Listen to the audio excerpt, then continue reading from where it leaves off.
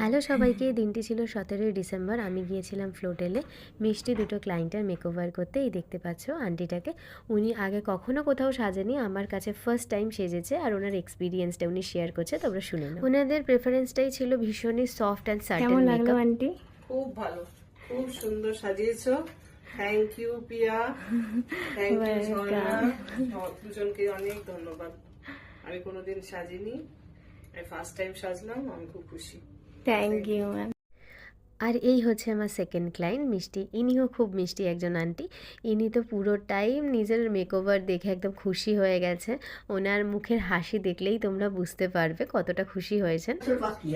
ভালো লাগছে, আমি কোনোদিন সাজিনি এরকম ভাবে, আমি নিজেকেই চিনতে পারছি না।